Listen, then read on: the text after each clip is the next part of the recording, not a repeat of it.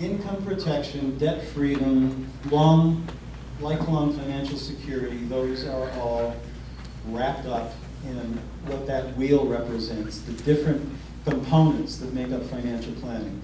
But again, the basis of financial planning is looking at where you are, defining where you want to be, when you want to make those achievements, and what are the financial costs to those achievements, and then putting the math behind all that to make sure that you set a compass setting that's going to get you there.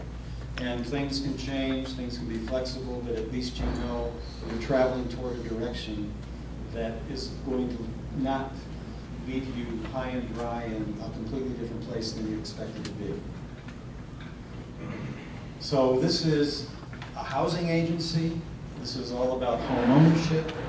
And the beauty of the way I approach financial planning is we look at someone's financial life in terms of actually constructing a sound financial house. So you're getting into a solid physical house, but you want to build a financial house along with that so you can sustain your home ownership. So everybody's financial plan is going to be different, but these are basic components to a basic blueprint for basic financial planning. You start with protecting the money that you're making by making sure that if, for instance, a two-income family, that the breadwinners both are putting toward the sustainable home ownership, and if something should happen to one of those incomes, there's something in place to make sure that the mortgage is going to continue to get paid. The kids are still going to have a roof over their heads. That is something that we look at as being like building a home starting with a foundation. So you have priorities to put in place when you do a basic financial plan and a basic blueprint. That would be the first. And then if you've ever seen a house being built, as you see after the foundation's dug, they start framing it, and one of the very first things they do after they get the basic, they start framing that house and they start putting a roof on as soon as possible so that while the building is going on, if it starts raining, if the elements start hitting, there's protection in place because the building takes time and we don't want to ruin it and make it unlivable before we've even had a chance to get it up and running. In the case of a financial blueprint, having certain basic legal situations in place is something that we strive to educate people about.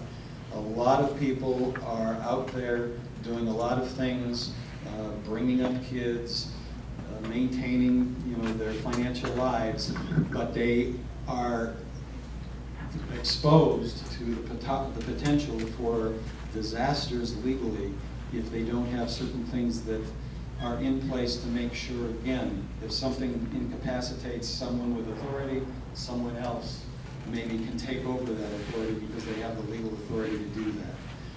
If somebody passes away, there's an instrument that lets those behind know exactly what their intentions were.